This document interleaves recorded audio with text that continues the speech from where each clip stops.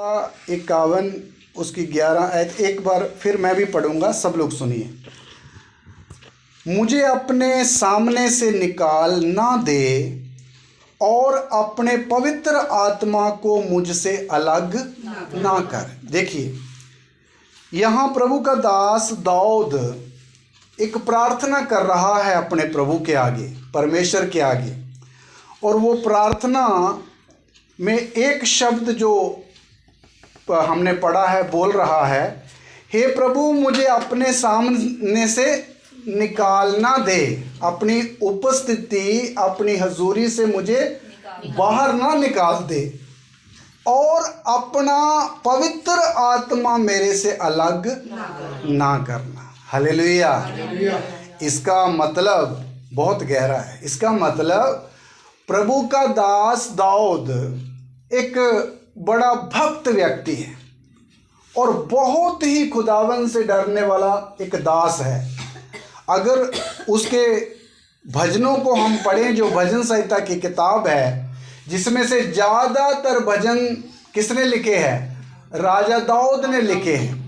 उन वचनों को पढ़ने से हमें दाऊद के मन की दशा और उसके जीवन की दशा और उसके जीवन के बहुत सारे वाक्यों के बारे में हम समझ सकते हैं।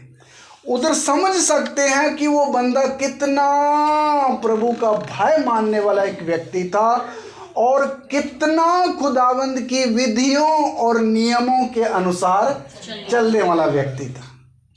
तो वो व्यक्ति ये प्रार्थना कर रहा है कि प्रभु मेरे अंदर से अपने पवित्र आत्मा को तो क्या ना कर, निकाल ना दे। वो क्यों बोल रहा है सुनिए। एक बार उसके जीवन में एक गलती हो गई, एक पाप उससे हो गया, तो उसको डर आ गया कि पता नहीं प्रभु अभी मेरा अपराध क्षमा करेगा या नहीं करेगा। और ये भी ऐसा ना हो जाए कि खुदावंद मेरे अंदर से अपना आत्मा ही क्या कर दे, अलग कर दे। एक चिंता राजा दाऊद को आ गई, इसलिए वो ये प्रार्थना कर रहा है, हे प्रभु मेरे से अपना आत्मा अलग ना करना। क्यों? क्योंकि उसको वो क्यों ये बोल रहा है, इसके पीछे एक अर्थ है।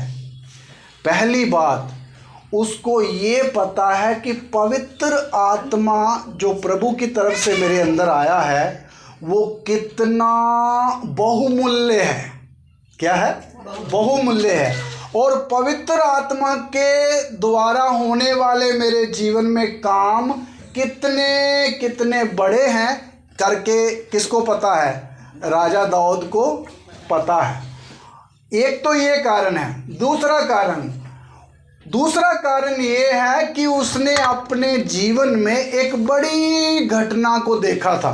क्या?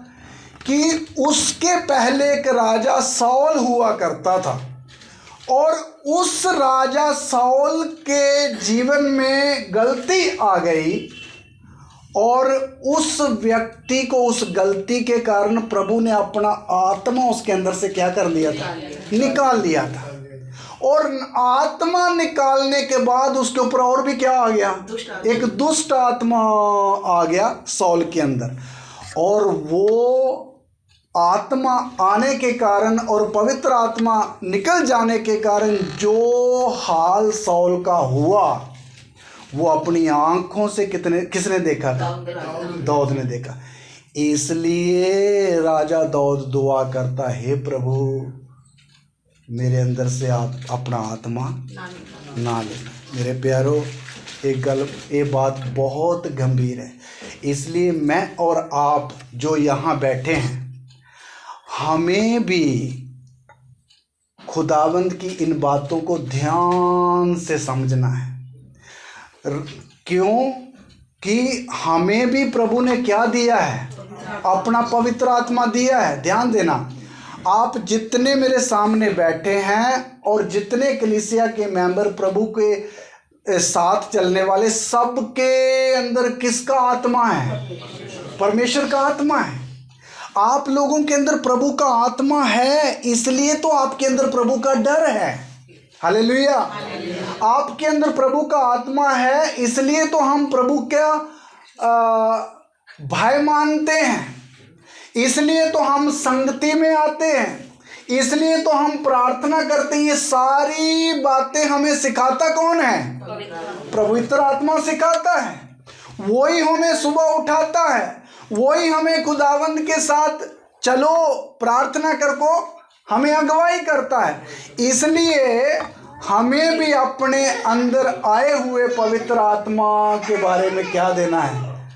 बहुत केयर करनी, ध्यान देना है कि मुझे मेरे अंदर आए पवित्र आत्मा की अगुवाई को कैसे पहचानना है और ये कितना बहुमूल्य है। ये बात हमें क्या होनी चाहिए? पता होनी चाहिए। हालेलुया। क्योंकि पवित्र आत्मा हमें प्रभु ने दिया है। सुनिए, ये पवित्र आत्मा जो हमें प्रभु ने दिया है इसलिए दिया है ताकि हमें वो चलाए। कौन? पवित्र आत्मा। दो चलने के दो माध्यम हैं। सुनिए, एक तो हम अपनी बुद्धि अपने दिमाग से चलते हैं। ये तो आदम से मिला हुआ हमें दान है कि सब लोग अपनी बुद्धि और समझ से चलते हैं, अपने काम काज करते हैं, जॉब या बिजनेस करते हैं, संसार में वर्तते हैं, शादियां करते हैं और लेन देन करते हैं। ये कैसे करते हैं? अपने बुद्धि से करते हैं। लेकिन पवित्र आत्मा फिर देने की ज़रूरत क्यों पड़ी? पवित्र आत्मा इसलिए खुदावंद ने विश्वासी लोग और कलीसियों को दिया है ताकि पवित्र आत्मा हमें प्रभु के मार्गों में लेकर चले। हमारी बुद्धि प्रभु के मार्गों में चलने के लिए सक्सेसफुल नहीं है, ये गड़बड़ करती है। इसलिए खुदावंद बोलता है अपनी समझ का सहारा संपूर्ण मन से किसके ऊपर भरोसा रखो? प्रभु। इसलिए प्रभु ने बुद्धि से भी बढ़कर क्या दिया है? पवित्र आत्मा, ताकि सारी आत्मिक बातों में हमारी क्या करे? अगुवाई करे। इसलिए कलीसिया का काम है किसकी अगुवाई में चलना? पवित्र आत्मा की अगुवाई में चलना। हर बड़ी छोटी बातों के लिए किसकी अगुवाई मांगनी? प्रभु आप मुझे चलाइए, प्रभु का आत्मा आप मेरी अगुवाई करिए। कई बार हम कितने भी बुद्धि रखते हैं, लेकिन कई बार हमारे सामने ऐसे मसले आ जाते हमसे हल नहीं होते। हम सिर में हाथ रखते, प्रभु अभी करें तो करें क्या? लेकिन आप तो ऐसे ही सिर में हाथ रख लेते। आपके अंदर एक प्रभु ने दिया है जिसको आपने पूछना है, जिससे आपने अगुवाई पानी है। पवित्र आत्मा मैं क्या करूं? अभी मेरी समझ काम नहीं कर रही। तो पवित्र आत्मा आपको मार्ग दिखाएगा, वो आपको बताएगा मेरा बेटा मेरी बेटी तू ऐसे चल तो तू इस मुश्किल से बाहर निकल जाएगा। इसलिए मेरे प्यारों, हमें हमेशा किसकी सहायता लेनी है? पवित्र आत्मा। इसलिए पवित्र आत्मा हमें दिया है। धन्यवाद। तो राजा दाऊद ये बात अच्छी तरह जानता था, क्योंकि वो हमेशा अगर उसका जीवन पढ़े तो आत्मा की अगुवाई से चलता है। इसलिए उसको चिंता आ गई कि प्रभु मेरे से अपना आत्मा अलग ना कर। आपको मालूम, दाऊद ने सौल के जीवन में बीती हुई घटनाएं बहुत लंबे समय तक देखी थी कि कैसे कैसे जब पवित्र आत्मा सौल राजा के ऊपर था तब उसका जीवन कैसा था, जब पवित्र आत्मा उससे अलग हो गया तब उसका जीवन कैसा था। किसका? सौल का। इसलिए दाऊद को चिंता आ गई। तो आइए देखते हैं सौल राजा के ऊपर से आत्मा कैसे उठ गया। आइए पढ़े पहला शमूएल 16 अध्याय उसका 14 वचन। पहला शमूएल उसका 14 अध्याय 16 अध्याय का 14 वचन हमने पढ़ना है। पेज नंबर 349 है। यहोवा का आत्मा शाऊल पर से उठ गया और यहोवा की ओर से एक दुष्ट आत्मा उसे घबराने लगा। हाँ, ध्यान देना। उधर लिखा साउल पर से यहोवा का आत्मा उठ गया और एक दुष्ट आत्मा यहोवा की ओर से उसको आकर क्या करने लगा? घबराने लगा। ध्यान देना, साउल राजा जो इस्राएल का पहला राजा हुआ, प्रभु ने उसको भी क्या दिया था? पवित्र आत्मा दिया था। और उस पवित्र आत्मा में रहकर उसने कई साल तक अपना जीवन व्यतीत भी किया। और उसका जीवन आप पढ़ के देखो, बड़े बड़े काम भी उसके जीवन में हुए। लेकिन एक समय आया, साउल राजा से आत्मा अलग हो गया। पवित्र आत्मा उसके ऊपर से क्या हो गया? उठ गया। तो एक बात हम भी इससे सीखना है, पवित्र आत्मा अगर किसी के ऊपर प्रभु देता है तो बड़ा सौभाग्य है। अगर हम केयरफुल नहीं रहे, चौकस नहीं रहे, तो आत्मा क्या भी कर जाता है? चले भी जाता है, वो वापस भी प्रभु ले लेता है। ये भी बात हमें याद रखना चाहिए। इसलिए साउल राजा के ऊपर से आत्मा उठ गया। क्यों? कारण क्या है? क्यों प्रभु ने पहले आत्मा दिया, फिर उसके द्वारा बड़े बड़े काम हुए, फिर क्यों ले लिया? देखिए, प्रभु बिना कारण से वो आत्मा उससे नहीं लिया था। और किसी का भी प्रभु आत्मा लेता तो बिना कारण से नहीं, उसके पीछे कोई ना कोई क्या रहता है? कारण रहता है। तो आइए, साउल राजा का कारण क्या था वो जानते। 15 अध्याय का 19 वचन पढ़िए। 15 अध्याय का 19, पहला शमूएल। फिर तूने किस लिए यहोवा की यह बात टाल कर लूट पर टूट के वह काम किया जो यहोवा की दृष्टि में बुरा है? हाँ, अभी ध्यान देना। इधर प्रभु ने साउल राजा को आज्ञा दी कि हे साउल, तू जा और एक देश है अमालेक। अमालेक देश जो है, इसकी बुराई मुझे याद आती है कि जब इजरायली मिस्र से निकल रहे थे तो इस अमालेक की देश ने इजराइल को पानी रोटी देना चाहिए था, परदेसी को। लेकिन इसने क्या किया? अमालेक ने मेरी प्रजा इजराइल को पीछे से आकर उनके ऊपर हमला किया था और उनके बहुत सारे लोगों को क्या कर दिया था? कौन बोला? प्रभु। देखिए, प्रभु कब की बात याद रख रहा है? जब इस्राएली मिस्र से बाहर निकले थे, रास्ते में, तब इस अमालेक देश ने ये अपराध किया था। और प्रभु ने वो अपराध को क्या रखा? याद रखा। कई 100 साल पहले की बात है। तो आज प्रभु उसका बदला लेने के लिए किसको भेज रहा है? साउल को। तो जा, राजा को, सारे देश के लोगों को, सारे जानवरों को क्या कर देना? किसी को भी बचाना नहीं है। साउल गया लड़ाई लड़ने, तलवार, सेना, घोड़े, रथ लेकर गया और वहाँ जाके साउल ने लड़ाई लड़ी, काट फाट करी, बहुत सारे लोगों को मारा, उसके राजा को भी बचा के ले आया और मोटी मोटी भेड़ बकरियों को, गायें बैल सबको लेकर आ गया। लेकिन प्रभु ने आज्ञा क्या दी थी? किसी को छोड़ना नहीं, किसी को छोड़ना नहीं। तो प्रभु बहुत दुखी हुआ उस बात से। तब खुदावंद ने शमूएल नबी को साउल के पास भेजा कि उसको मैसेज दे। ये बात शमूएल नबी साउल को बोल रहा है कि तूने, फिर पढ़िए 19 आयत, आपको फिर अभी समझ आएगा। फिर तूने किस लिए यहोवा की यह बात टाल कर लूट पर टूट के वह काम किया जो यहोवा की दृष्टि में बुरा है? ये बहुत सारी बातें हैं, उसमें मैं एक ही बात उठाई। 19 से लेकर 22 तक बातें हैं, लेकिन मैं एक ही बात उठाई। शमूएल बोल रहा है, तूने क्यों वो काम किया जो यहोवा की दृष्टि में क्या है? बुरा है। यहोवा की जो नजर में बुरा, तूने वो काम किया। तुझे क्यों इस राजा को छोड़ दिया?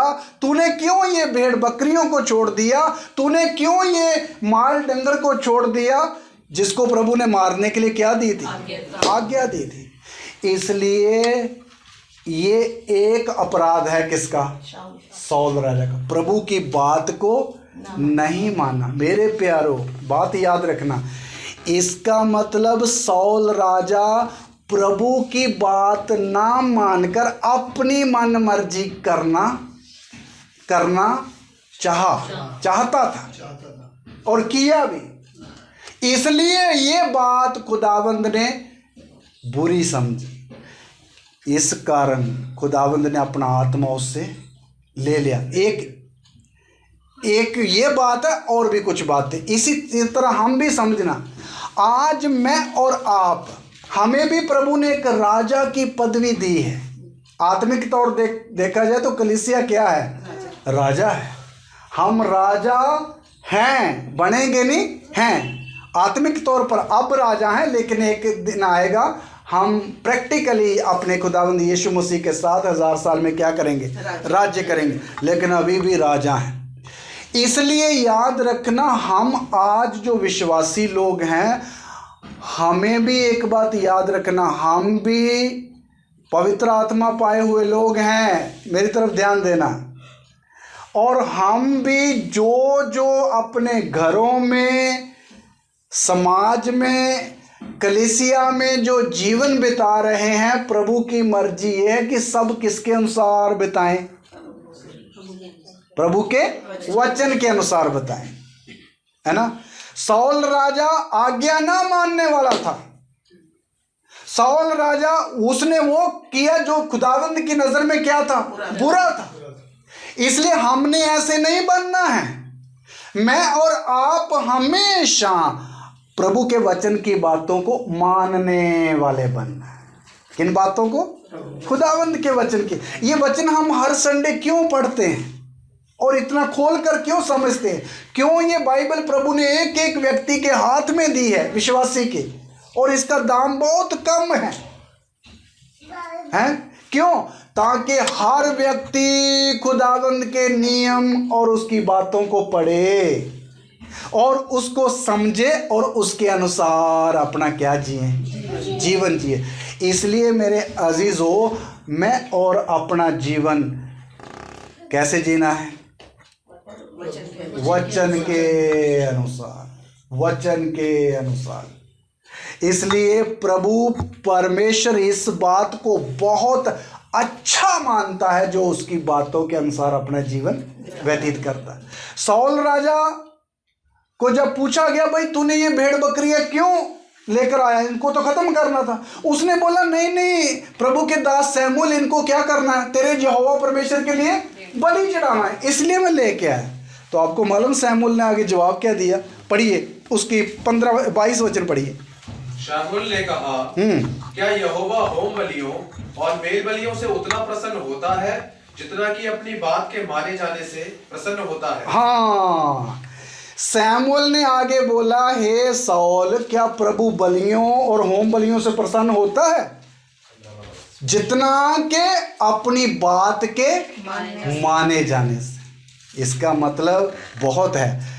प्रभु बलियां और लहू से ज़्यादा प्रसन्न नहीं होता।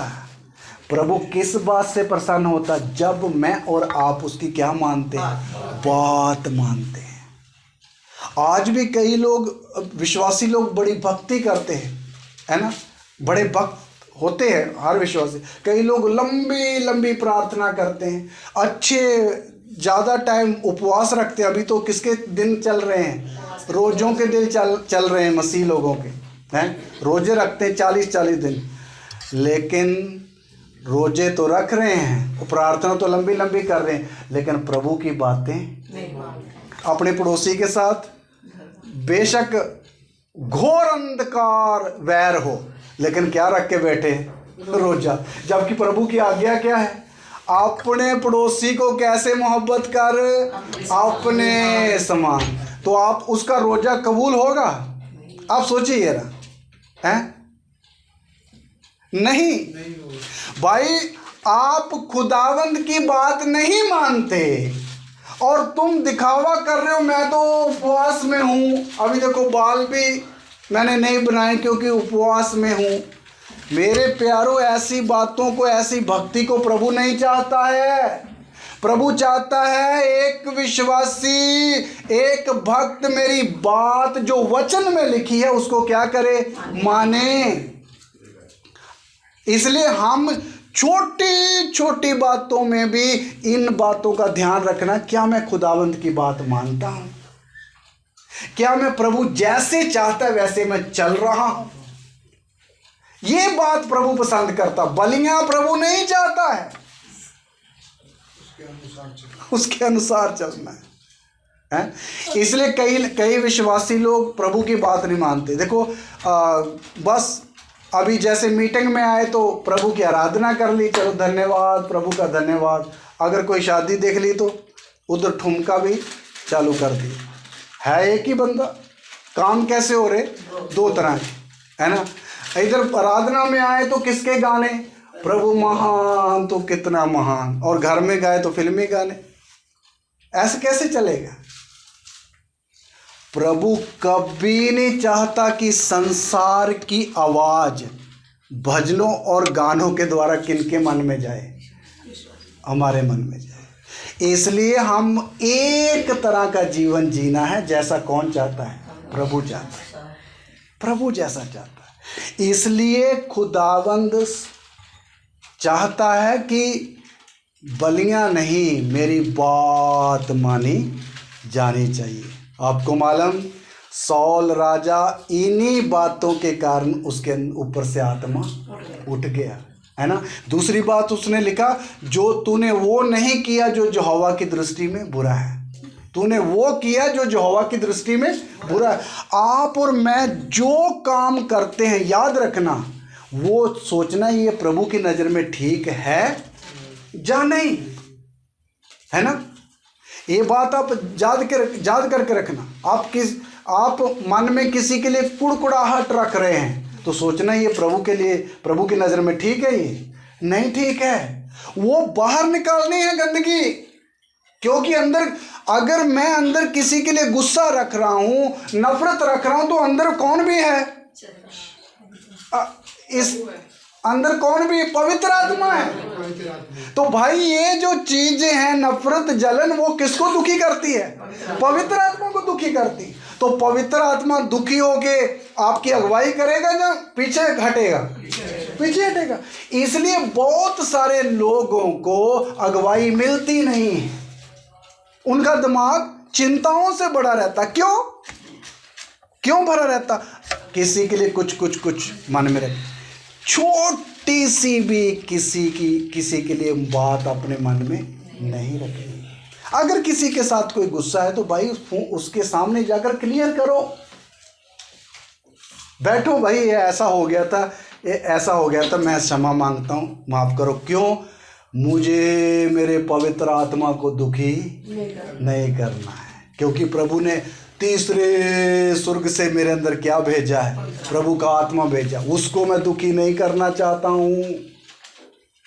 मुझे इधर किसी के सामने झुकना पड़े या मुझे माफ़ी मांगनी पड़े, मुझे इससे कोई फ़र्क नहीं पड़ता, मेरी खुदी की मैं कोई परवाह नहीं करता, लेकिन मैं किसको दुखी नहीं करूँगा, प्रभु के आत्मा। इसलिए हर काम सोचना प्रभु की नज़र में जो सही है वो ही करना है। हालेलुया, वो ही करना है। इधर देखिए, सौल के अंदर इन्हीं बातों के कारण प्रभु ने अपना आत्मा उससे ले लिया, और क्या आ गया उसके ऊपर, आपको मालूम, दुष्ट आत्मा आने के कारण सौल के साथ हुआ क्या। पढ़िए, एक वचन पढ़िए, क्या हुआ, 18 का 8 वचन पढ़िए, इसी का 18 का 8 पहला सैम। तब शाऊल अति क्रोधित हुआ और यह बात उसको बुरी लगी, और वह कहने लगा, उन्होंने दाऊद के लिए तो लाखों और मेरे लिए हजारों ही ठहराया, इसलिए अब राज्य को छोड़ उसको अब क्या मिलना बाकी है। हाँ, ये तब की बात है जब गोलियत को दाऊद ने मार दिया और वो वापस चले आ रहे, और बहन लोग, स्त्रियां लोग गीत गाना शुरू कर दिया डपली लेकर। ओ साउल ने तो हजारों को मारा, लेकिन दाऊद ने लाखों को मारा। तो साउल ने जब सुना है कि मेरा नाम किधर आ गया, तो साउल के मन के अंदर दाऊद के लिए क्या आ गई, नफरत आ गई, जलन आ गई। जलन आ गई। सुनिए, और उधर लिखा उसने ये सोच लिया अभी तो अगला राजा कौन बनेगा, यही बनेगा।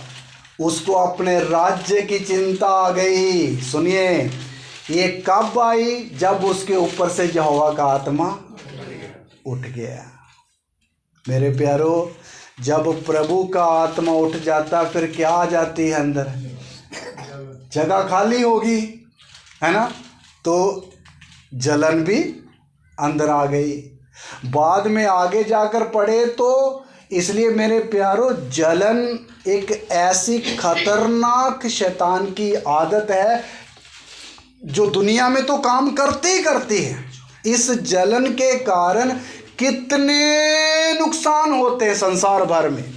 जब लोगों की स्टोरियां सुनते तब पता चलता उन्होंने जलन के कारण हमारे ऐसा किया। अब मुझे अभी एक पास्टर एक प्रचार कर रहा था, मैं सुन रहा था। ध्यान देना, जलन कितनी क्या काम करती है। बोलते भी एक दोनों पड़ोसियों में ज़्यादा जलन होती है। एक आगे बढ़ रहा है, एक आगे बढ़ नहीं पा रहा, तो जो नहीं बढ़ रहा उसको क्या होती है। बोलते एक पड़ोसी ने अपने 1 फ्लोर 2 फ्लोर 3 फ्लोर बना लिए, समझ रहे ना। तो ये बेचारे का भी ग्राउंड फ्लोर ही है। इसने सोचा कि उसका बाहर से देखने से बड़ा ऊंचा दिखता है, हमारा तो उतना सा ही दिखता है। इस बंदे ने क्या किया, एक आगे से सीधी दीवार ऊपर ले गया, पीछे कुछ भी नहीं, ना कोई बाथरूम ना कोई रूम, सीधी क्या खींच दी, 3 फ्लोर उसके बराबर की क्या खींच दी, और एक बीच में खिड़की लगा दी ऐसे ही। ये क्या है, जलन के कारण। जलन के मैं आपको क्या क्या रंग बताऊं। जलन इतनी खतरनाक है, जिस किसी के अंदर रहती उसी का ही नुकसान करती।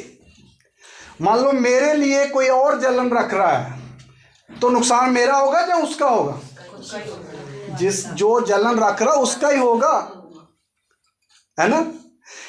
साउल राजा के अंदर दाऊद के प्रति क्या आ गई, अभी देखो जलन ने किया क्या। दाऊद तो सीधे दिल का बंदा है, उसको प्रभु का आत्मा चला रहा है, लेकिन साउल को अभी कौन चला रहा है, दुष्ट आत्मा और जलन। इसने किया क्या, अभी फलस्तीनियों को छोड़कर दाऊद के साथ लड़ना शुरू कर दिया। दाऊद बेचारा एक जंगल से दूसरे जंगल, दूसरे जंगल से तीसरे जंगल घूम रहा है और गुफों में छुप छुप कर जान बचा रहा है। लेकिन साउल राजा 3000 आदमी लेकर, फौजी लेकर किसको मारने के लिए जा रहा है, अपने ही सके बंदे को, जिसने तुझे किसके हाथ से बचाया था, गोलियत के हाथ से बचाया, उसी को मारने के लिए। देखो जलन कई बार हंसी भी आती, जलन बंदे को कहाँ कहाँ ले जाती। जंगल में घूम रहा है किसको मारने के लिए, साउल को। कौन ले जा रही, दाऊद को। कौन ले जा रही, जलन। इसको छोड़ना नहीं। जलन इतनी खतरनाक होती है, इसका काम है दूसरे को बस खत्म ही कर दो। बाइबल में लिखा है, श्रेष्ठ गीत की किताब 8:8 में आप पढ़ के देख लेना घर में जाकर, उधर लिखा, जलन मौत के जैसे निर्दयी है। जैसे मौत किसी के ऊपर तरस करती है, इसी तरह जलन भी किसी के ऊपर क्या नहीं करती। इसलिए मेरे प्यारो, साउल के अंदर जलन आ गई। दुष्ट आत्मा जल अंदर आ गया, आत्मा असली निकल गया, क्या आ गई, जलन आ गई। और दाऊद का वैरी बन गया ये बंदा, है ना, वैरी बन गया। इसलिए मेरे प्यारो याद रखो, मैं और आप विश्वासी कभी भी हमारे अंदर जलन किसी के लिए एक सूत भी आनी नहीं चाहिए। अगर कोई व्यक्ति आपके सामने तरक्की कर रहा है तो धन्यवाद करो और उसको गले लगाओ, भाई प्रभु तुझे और बढ़ाए, हालेलुया। आप नहीं बढ़ पा रहे, उसके लिए भी धन्यवाद, प्रभु जहां तू रखता है वही तेरी मर्जी पूरी हो जाए। अपने लिए भी धन्यवाद, उसके लिए भी धन्यवाद। ये है एक सही मन जो एक व्यक्ति के अंदर होना चाहिए। लेकिन कई लोगों का आप देखो, जिनके ऊपर जलन आती है, उनका फेस देखना, उनका चेहरा देखने से पढ़ लिया जाएगा कि चल क्या रहा। इसलिए तो जकूब जब मामा के घर में रहता था तो जकूब के पास भी जब भेड़ बकरियां ऊँट हो गए तो उधर लिखा जकूब ने अपने मामा का जब चेहरा देखा तो पहले के जैसा नहीं था। क्यों? चेहरे से पता चल जाता ना अंदर का क्या है हाल। इसलिए मेरे प्यारो जलन कभी आने नहीं देना है, आने नहीं देना। अच्छा, दूसरी बात, सौल के अंदर जो नुकसान हुआ आपको मालूम, एक बार फिर लड़ाई हुई, किधर? फ़लस्तीन और इसराइल की दोबारा लड़ाई होगी और सौल की सेना भी खड़ी है आगे, उधर भी फौज खड़ी है फ़लस्तीन की। तो ये प्रभु से दुआ कर रहा है, कौन? सौल। प्रभु मदद करो, मदद करो, कैसे हम लड़े, आइडिया बताओ। तो प्रभु मदद करेगा सौल की? क्योंकि अंदर क्या नहीं है, आत्मा ही नहीं। दुष्ट आत्मा अंदर पड़ा हो तो प्रभु ऐसे लोगों की मदद कैसे करेगा? आपको मालूम, जब प्रभु ने इसकी दुआ नहीं सुनी तो सौल ने क्या किया? सुनिए, पढ़िए पहला शमूएल 28 अध्याय का 6 और 7 वचन। इन बातों के ऊपर आप लोग ध्यान देना है कि कहाँ तक कितना नुकसान होता है प्रभु का आत्मा अगर हमारे पास नहीं है। 28 अध्याय का 6 और 7 वचन पढ़िए। जब शाऊल ने यहोवा से पूछा तब यहोवा ने ना तो स्वप्न के द्वारा उसे उत्तर दिया और ना उरीम के द्वारा और ना भविष्यद्वक्ताओं के द्वारा। तब शाऊल रुकिए इधर देखिए, ना तो नबियों के द्वारा शाऊल को कोई अगुवाई मिली, ना सपने के द्वारा, ना उरीम तुरीम के द्वारा। ये भी एक माध्यम होता है प्रभु की बात पूछने का। सारे रास्ते क्या हो गए? प्रभु के साथ लिंक नहीं है, संबंध नहीं है, इसलिए प्रभु आवाज नहीं दे रहा है, ना उसकी दुआ सुन रहा है। तो सुनिए फिर शाऊल ने किया क्या, अगला वचन पढ़िए 7। तब शाऊल ने अपने कर्मचारियों से कहा, मेरे लिए किसी भूत सिद्धि करने वाली को ढूंढो कि मैं उसके पास जाकर उससे पूछूं। और उसके कर्मचारियों ने उससे कहा, इंदौर में एक भूत सिद्धि करने वाली रहती है। देखिए दुख की बात है, सौल बाद में अपने कर्मचारियों को बोल रहा, प्रभु तो कोई जवाब नहीं दे रहा है, तुम क्या करो, ये भूत सिद्धि जो पूछते हैं उनके पास जाओ, कोई ढूंढो कि मेरी इस समस्या का हल बताए। तो उनके कर्मचारी ने बोला, भाई एक इंदौर नाम के इस शहर में एक भूत सिद्धि वाली रहती है, आप 28 अध्याय घर में जाकर पढ़ के देख लो। राजा सौल एक भूतनी के पास गया, भूत सिद्धि वाली औरत के पास गया। ये महापाप है। ये क्या है? पाप नहीं, एक महापाप है, पाप से भी बड़ा। एक यहोवा परमेश्वर को जानने वाला व्यक्ति किनके पास जा रहा है? बाबाओं के पास जा रहा है, भूतों के पास जा रहा है। ये क्यों हुआ? प्रभु का आत्मा अंदर नहीं है। आप गंभीरता समझ लो कि दाऊद ने क्यों प्रार्थना करी थी, प्रभु मेरे अंदर से अपना आत्मा ना ले जाना, ना ले। ये सारी घटनाएं किसने देखी हुई है? दाऊद ने देखी हुई है। इसलिए मेरे प्यारों, कभी एक कौन ले जाता है भूत सिद्धि वालों के पास? दुष्ट आत्मा अगुवाई करता है, इधर जाओ इधर जाओ उनके।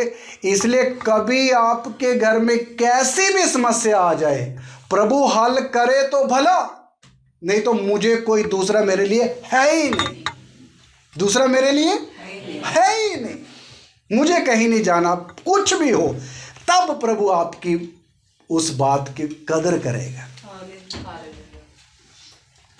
हम कई बार जल्दी जल्दी हाल चाहते, इधर से तो इधर हो जाए, इधर से नहीं। भाई नहीं, प्रभु के लिए खड़े रहना है, टूटे मन से दुआ करना। सौल भाई, तेरे अंदर अगर प्रभु तुझे आवाज नहीं दे रहा तो और भी काम कर सकता था ना। क्या काम कर सकता था, बोलिए थोड़ा। उपवास करके सारे फौजियों को लड़ाई छोड़ो, घुटने टेको खुदावंद के आगे, खुदावंद हमारी मदद क्यों नहीं कर रहा है। इंतजार करता। तो प्रभु जवाब देना था। उसने ना तो पश्चाताप किया, ना ही इसके मन में ये बात आई। उसने एक आसान सा हल लब लिया। कौन सा? आसान सा हल। इसलिए कभी भी आसान रास्ते में नहीं जाना चाहिए। कौन सा रास्ता प्रभु ने हमें दिया चलने के लिए? प्रभु ने हमें चलने के लिए कौन सा रास्ता दिया? सकरा मार्ग। तो हम सकरे में ही चलना है, क्योंकि ये खुदावंद का मार्ग है। और ये पहुंचता किधर है? सयोन में पहुंचता है। खुला मार्ग अच्छा तो लगता है, इसमें कोई रोक टोक तो है नहीं, लेकिन दुख की बात है, जाएगा किधर? नरक में। इसलिए मैं और अपने परिवार को नरक में थोड़ी ले जाना है भाई। मुझे भी और खुदावंद की फजल से अपने फैमिली को भी किधर ले जाना है? स्वर्ग में ले जाना। इसलिए सौल से हुई गलतियां मैं आपके सामने रख रहा हूँ। भूतों के पास चला गया, यहाँ तक नहीं, उससे बढ़कर आखिर फिर एंड कहाँ हो गया? 31 का 6 वचन पढ़िए। 31 का 6। यूं शाऊल और उसके तीनों पुत्र और उसका हथियार ढोने वाला और उसके समस्त जन उसी दिन एक संग मर गए। हाँ, वो जो लास्ट लड़ाई फलस्तीन और इजराइल के बीच में हुई, सौल और उसके 3 नौजवान सूरवीर बेटे थे। उस लड़ाई में चारों लोग एक ही दिन में क्या हो गए? मर गए। मेरे प्यारो, कितना बड़ा जीवन में घाटा है। ये क्यों हुआ? सब खुदावंद से अलग होने के कारण ऐसा हो गया। मैं जो आपके सामने ये खड़ा होकर बातें बता रहा हूँ, मेरे घुटने कांपते हैं और दिल भी डरता है। हे प्रभु, तेरे से जुदा होके, तेरे से दूर होके हम कभी भी कामयाब हो नहीं सकेंगे। आप सोचो, देश का राजा सुलेमान, साउल, इतना बड़ा सूरवीर, दुश्मन की तलवार से आकर क्या हुआ? मारा गया। इसलिए मेरे प्यारो, बहुत प्रभु से डरने की जरूरत है। बहुत चौकसी और जागते रहने की जरूरत है। यहाँ तक ले जाता है अगर प्रभु का आत्मा क्या हो गया? अलग। आपको मालूम, जिस दिन ये खबर दाऊद को मिली कि साउल मर गया है, बहुत बड़ा रोना साउल ने किया, दाऊद ने किया। हे सूरवीर, तू कैसे गिलबो पहाड़ के ऊपर कैसे मर गया? बड़ा चिल्लाहट हुई। किसके अंदर? दाऊद के अंदर। 1 अध्याय 2 शमूएल घर में जाके पढ़ लेना। इतना दुखी हुआ। देखिए, इधर देखिए, साउल मर गया, दाऊद डर के मारे छुप छुप के जीवन जी रहा है। किसके डर के मारे? साउल के। तो साउल मर गया तो दाऊद को खुश होना चाहिए, दुखी होना चाहिए? दुनियावी तरीके से बताओ। खुश होना चाहिए। दुनियावी तरीके से खुश होना। चलो, एक बड़ी समस्या टली, अभी रास्ता क्लियर हो गया ऐसे। लेकिन 1 अध्याय 2 शमूएल पढ़ के देखना, दाऊद खुश नहीं हुआ। बहुत रोया, बहुत रोया, बहुत रोया। देखो क्यों, उसको क्यों रोना आया? अंदर कौन सा आत्मा रहता है? पवित्र आत्मा रहता है। पवित्र आत्मा कभी दुश्मन मरे तो भी खुश नहीं होगा, याद रखिए।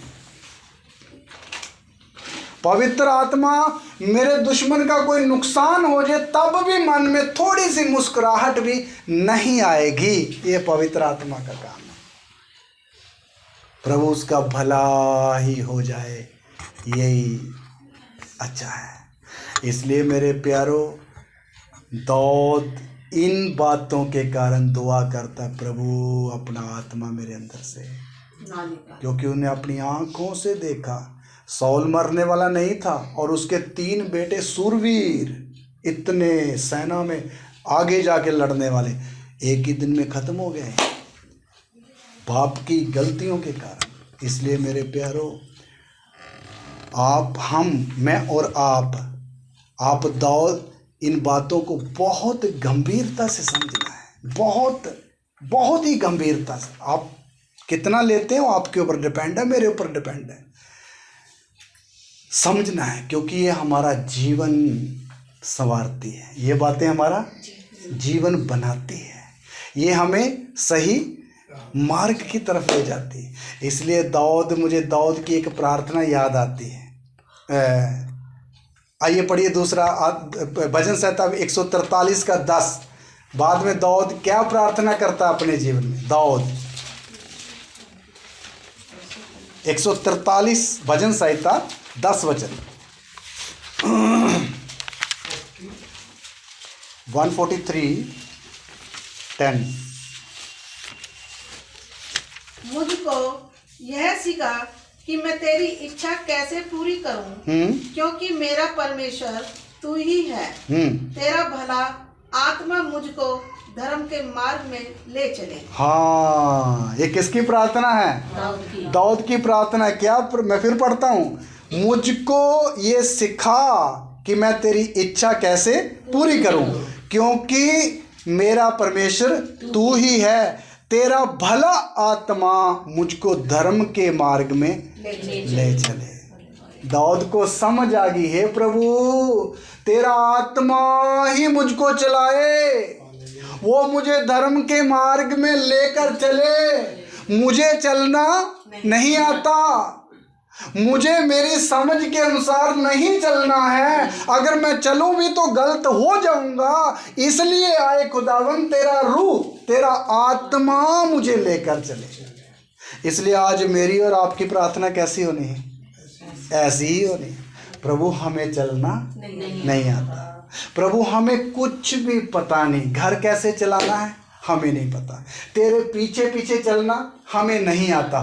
तेरा आत्मा हर दिन हमारी क्या करे? अगुवाई करे, हर समय मुझे मार्गदर्शन करे, मुझे रास्ता बताए। कौन?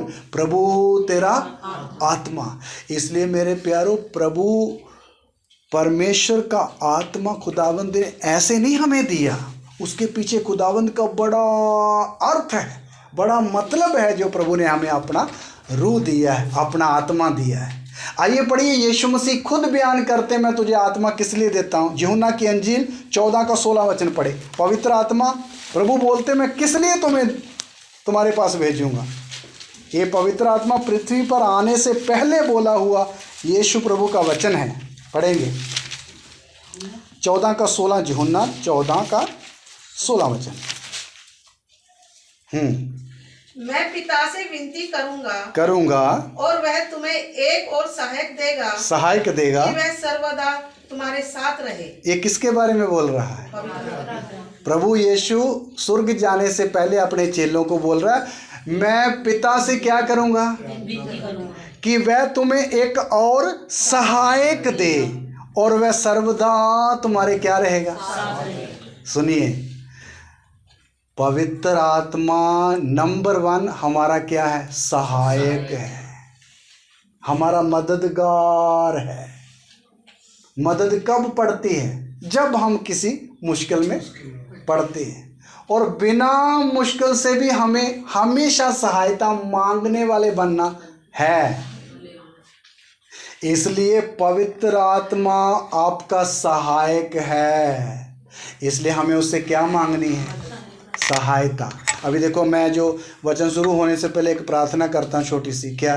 प्रभु तूने जो वचन दिया इसको समझने के लिए तू हमारी सहायता कर।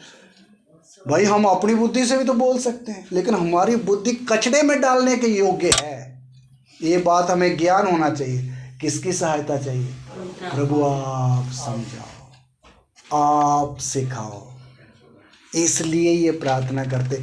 इसी तरह हूँ अभी नहीं, जीवन के हर पहलू में आप सुबह अपना जीवन शुरू करते हो, प्रार्थना करके बोलो, पवित्र आत्मा आज का दिन आप मुझे क्या करो? चलाओ, आप मेरा मार्गदर्शन करो। पहला नंबर, वो आप मांगोगे तो वो सहायता करेगा। एक बात है, पवित्र आत्मा का नेचर भी है, जैसे यीशु मसीह का एक स्वभाव है, किसका भी एक स्वभाव है? पवित्र आत्मा का नेचर ऐसा, जब तक आप उससे मदद मांगोगे नहीं वो तब तक मदद नहीं देगा। आप उससे रिक्वेस्ट करोगे पवित्र आत्मा प्लीज मेरी मदद करो, तो वो क्या करेगा? मदद करेगा, मदद करेगा। ऐसा है, इसलिए आप खुद उससे क्या मांगनी है? सहायता मांगनी। पहला नंबर वो मददगार है। नंबर दूसरा वो कब कब साथ रहेगा? सर्वदा। सर्वदा। आपके घर का कोई भी मेंबर आपके साथ हमेशा रहता है? नहीं, कभी कोई ऐसा हो?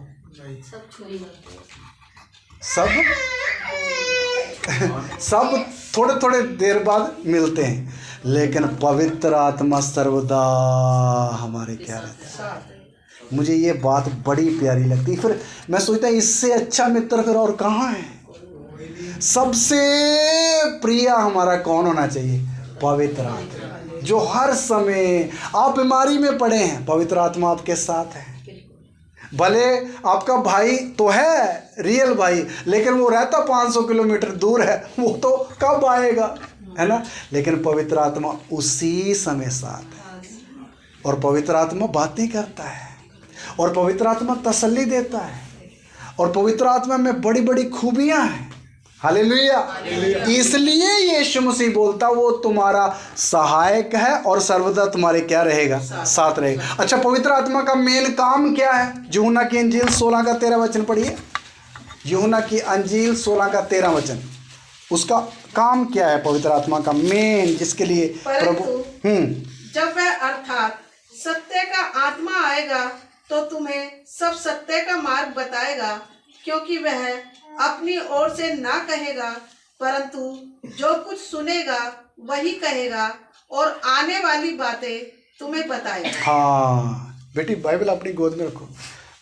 सुनिए, परंतु जब वह अर्थ आत्मा सत्य का आत्मा आएगा तो तुम्हें सब सत्य के मार्ग बताएगा। मतलब सारी सच्चाई के मार्ग में पवित्र आत्मा हमारी क्या करेगा? अगुवाई करेगा।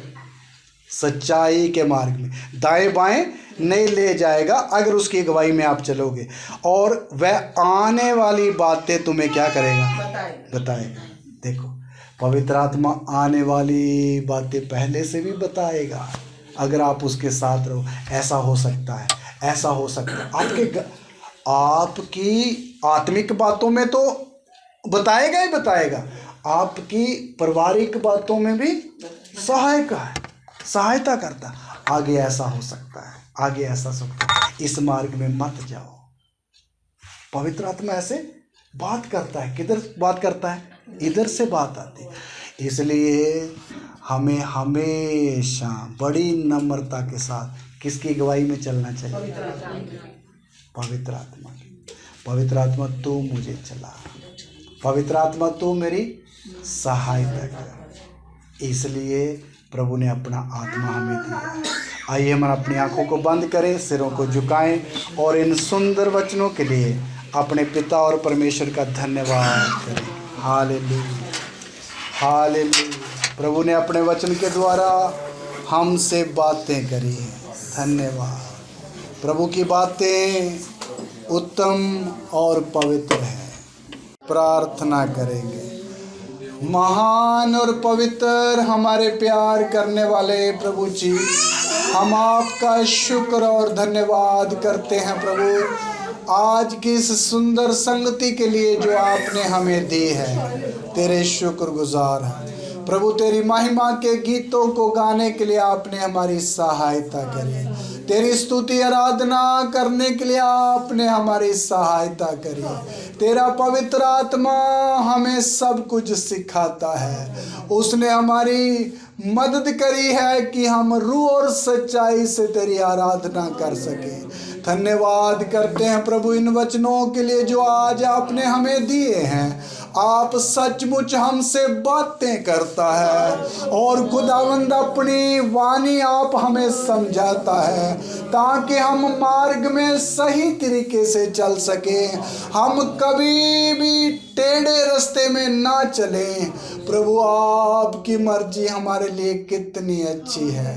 प्रभु राजा, जैसे तेरा बंदा दाऊद प्रार्थना करता है, हे प्रभु पवित्र आत्मा मेरे से दूर ना कर।